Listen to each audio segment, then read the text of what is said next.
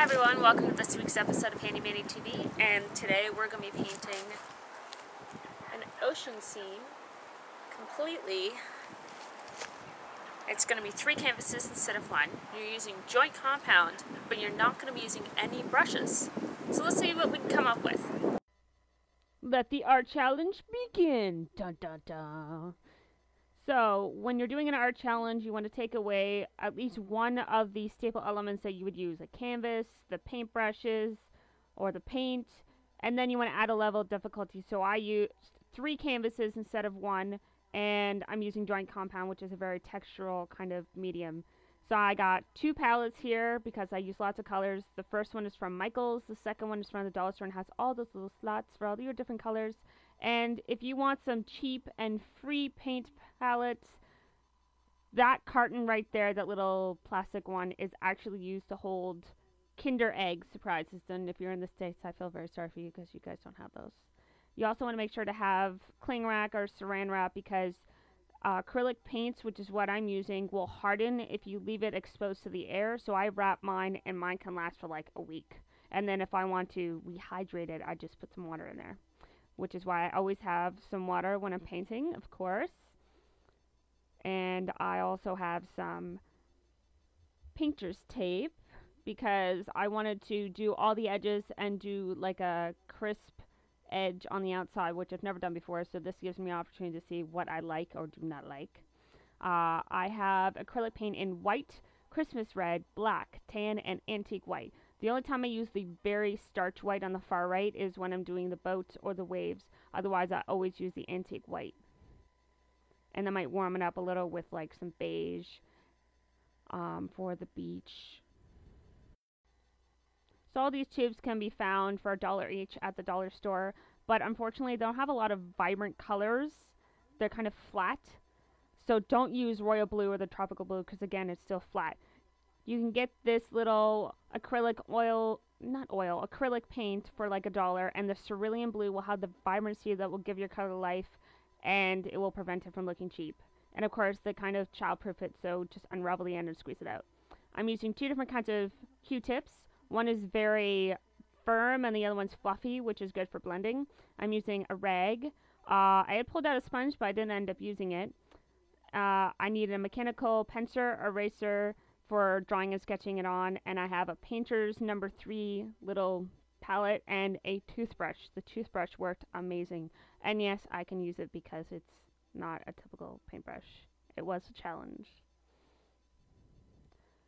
And those are all the utensils that you will be using. Oh, don't forget the rag. If you don't have any, rags or ShamWow kicking around or whatever, actually don't use ShamWow because it'll absorb a lot of the paint, just like it does water. Take an old sock that you can't find the pair to, or it has a hole in it, make sure it's washed, and cut it open. You can use that. And this is the wallboard joint compound you can get at Walmart. I think it was like $2, $3, $4, and I have it in a little container and I watered it down. Alright, so now I'm taking my painter's tape and I'm covering all the edges on the sides of all 3 canvases. And I would highly recommend either measuring to make sure they're all even, or find some kind of reference point that is going to be on all 3, because there's like a kind of curve and then there's a point and then it goes down the side, so I kind of used the same reference point when I was doing that. So I just did a super basic sketch because again, most of the detailing is going to be when you're painting and shading or when you're putting on the joint compound, so you don't really need to do a lot of drawing. So I'm just doing a quick little sketch of the boat that's beached on the beach, This picture is actually on an angle, and I chose that because diagonal lines like that create movement, and I like the fact that it had such an angle so you feel like you're on the cliff or you're in a helicopter and you're in this tropical area. So this is actually a Grecian cove, and as you can see from the little boats at the very end or at the beginning, if you want to skip to that section, you'll notice that this beach is actually massive because those boats are like 3 tiers. So I would actually love to go there someday, so that's why I chose it. So now I'm putting on a thin layer of joint compound, and it wasn't until I get to the other sections that I realized that you'll get a much better texture when it's not gloopy. And of course, I watered it down a little. That's how they advise it, so I just keep using the same stuff, whatever water's in there. I suppose I can drain it next time. But if you put small layers on and then a little bit of texture and you wait until it dries, so like if you had 3 canvases like I did, you could start and do your whole section once, wait until it dries, and if you're doing it so thinly, it'll dry in no time at all. And then you just keep going, small layers, and you'll get better texture because, as you can see, it's kind of gloopy.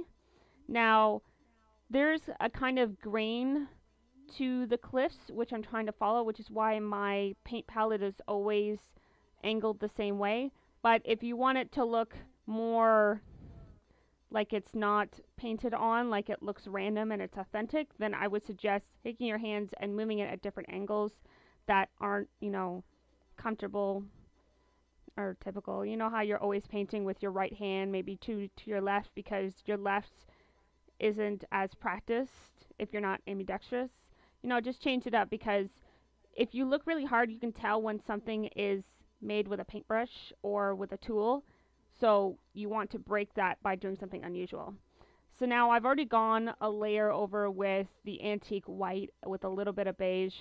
And now instead of using any more beige, I'm going to start doing gray, because shadow is not darker colors, it's actually grays. So when you're mixing your colors, always add a little bit of time, because you can always add, but you can't take away your grays when you're mixing your paint, because otherwise you kind of have to start over again, and depending on how much paint you use, you've wasted it, unless you plan on using it some other time. So, like I said, shades or shadows, they're grays, they're not darker colors.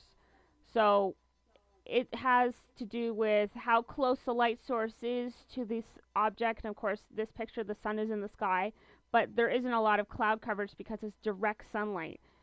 There's no small shadows except for when the cliff is creating a shadow on the water or on the beach.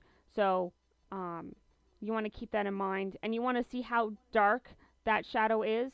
Now, if there was more cloud cover, it might be a little more darker, not as bright. If the light source was closer, the shadow may be a little harsh or maybe a little bit softer. So you want to keep those things in mind and try to look at it as accurately at the picture as possible, so that when you're putting it on the canvas, it will be actually representative of the picture or inspirational image that you've chosen. I'm working with the toothbrush. It allows me to get in all these different crevices that the rag really wouldn't. Because when you're trying to get in those textural crevices, you have to put a lot of paint in order to get into the cracks. So I find using the toothbrush with the long bristles, it'll get in there for me. And again, when I was doing my texture, I had a grain to the cliffs. And when I'm painting, I'm also keeping that in mind, and I'm kind of dabbing it on so it looks textural. It doesn't look like there's paintbrush strokes with my toothbrush. And when I'm moving from one canvas to the next, I put them together so that I can kind of do the section half on one canvas, half on the other. And this is what it looks like up close. So now that I'm doing super dark, fine detail I can't do with a toothbrush, I'm now using my Q-tips, and I kind of squeeze the end if I want really, really super fine lines. But I'm trying to make sure, too, it doesn't look like a whole bunch of little circles. So what I might do is, instead of dabbing the Q-tip vertically, I might put it on an angle or put it horizontal to the canvas, and I might just swish it around. I might use a fuzzy one and kind of blend it, which is what's great about the toothbrush, the rag, and the Q-tips that are fuzzy, because you can blend the colors together and it's not so sharp or obvious that it's, you know, painted with some kind of tool. It looks more natural to the picture. So now I'm grabbing my toothbrush and I'm smudging in with the antique white for the whole beach, and I'm taking my eraser before I get to the ship because I don't want any of the pencil lead to be into my painting.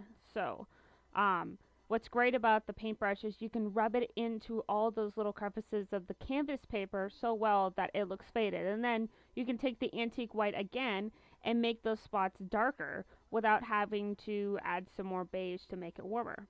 So, I am just slowly getting all those crevices, and as you can see, this is sped up, so the paint is drying relatively quickly.